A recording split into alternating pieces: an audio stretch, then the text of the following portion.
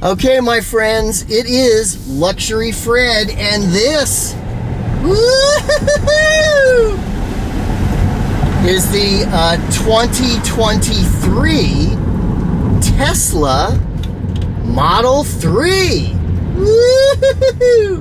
And it is a lot of fun. If you've been following along with my channel, you know I don't drive a lot of electric cars.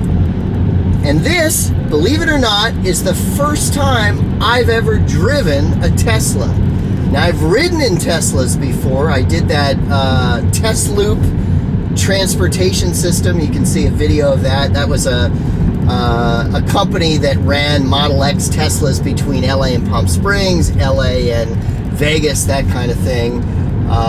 And I did that, and it was cool. So I rode in a Model X, but this is my first time driving a Model 3. I don't like the fact that there's no buttons or anything like that. So any control you do pretty much comes from your touchscreen here, which has all the info and all that kind of stuff. Let me give you a look around the inside of the car. So you do have your seat controls down here. This is for lumbar support. Overall, it was comfortable. I did 2 long 2-hour drives, and I did, my back was feeling a bit uncomfortable, let's say. You do have, again, the suede up in the front. You have this nice kind of wood trim here on the door. Getting into the car, of course, everything is controlled on here. So 2 problems I had to call to find out where the hazard lights were, because I spent a lot of time in here trying to find the button to turn on the hazard lights. There's no button anywhere that I could find, and then they told me, oh Fred, it's above the rearview mirror, it's right here. And my big problem with this was figuring out the climate control. I'm not very smart because I didn't see the 69 or the number there, which is how you access it, and then you can raise it or lower it there, I'm noticing as well. So I was going into this, I was pushing car, and I was trying to find the climate control, and you know, I was surprised to see none of these headings here say climate control. I also had a problem while I was driving. This thing that says mirrors was not activated, like it was dim, and you couldn't push it while I was driving. So I couldn't adjust the mirrors while I was driving, which was bizarre. And eventually I figured out also that you can push this on the steering wheel, and that activates the voice thing. So if you say climate, okay. So if I push it and then I'll say climate control, it does bring it up. And that's how I found the climate control. So if I push it, climate control, and it brings it up. See that? And that's for just pushing this, brings up the voice command thing. What else? So obviously you have all kinds of, you know, cool tech and things like that. I did use the charging at a supercharger, and that worked really well. Although you have to set the max charge here. See that? So when I got to the supercharger, the thing was only set to 50%. So I got back to the car and it had turned off because it already charged up 50%. So that was something I was noticing. Then you have all these other things. As I said before, you can control, you know, standard or chill acceleration instead of eco mode, I guess. And then, you know, the stopping mode and things like that. Because when you let your foot off of off the accelerator on an electric car, that slows the car down. So you potentially don't even need to use the brakes. So this is how you can control. If you put it on roll, then it's like a traditional car where it's like it's in neutral. Then you, of course, have different apps and things like that. You can stream stuff. You can sign up for Slacker Radio. Of course, you have lots of cameras and things like that. You have radio, color to change stuff and things like that. And then more apps down here. But interesting, none of these say climate control.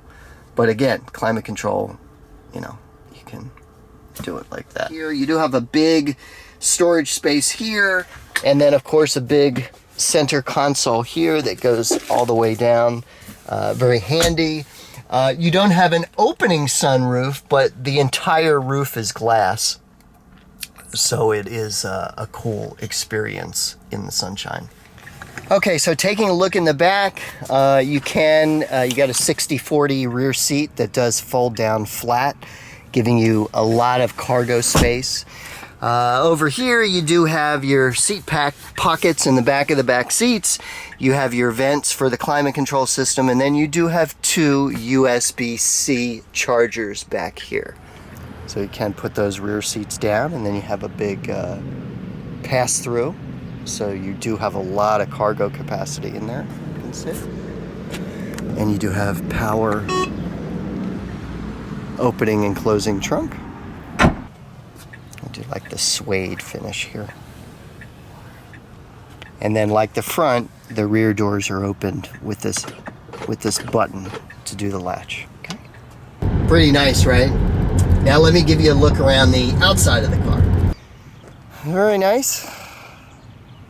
You know, good fit and finish. Everything looks good. Everything fits well. Quality looks good. Again, this is my first experience with the Tesla. In case you didn't know, one way to get in is you hold the key card right here, and that unlocks or locks the door. And then the door locks, you kind of push like this, and they open. You can see you have the doors have no door frames there around the windows, which is pretty cool. But overall, you know, I think it's a very nice look. This is kind of their compact sedan. And, you know, I think you can fit 5 people comfortably. A lot of luggage. Of course, you get that amazing mileage. You know, that amazing range from your electric charge and the whole Tesla ecosystem for charging and all that stuff. So I drove the Model 3 back and forth between Palm Springs and LA, and obviously shockingly fast.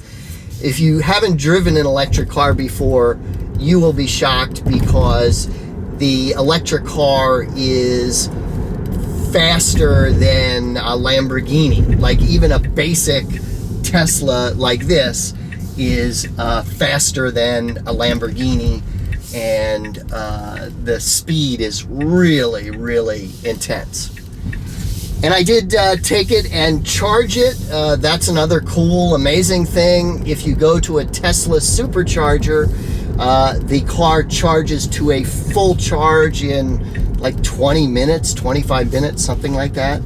And the cool thing is, again, everything being integrated, that you can find the supercharger on the map, and you can say navigate to the supercharger, and then when you do navigate to a supercharger, it preconditions the battery for charging while you're driving to the supercharger, which I think is pretty cool.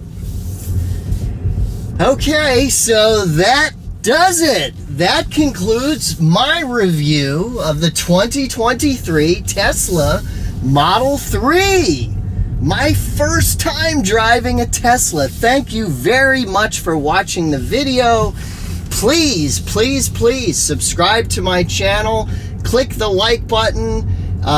Click the notification bell so you get all the updates when I upload videos. And please share the video. That really helps me. I appreciate that.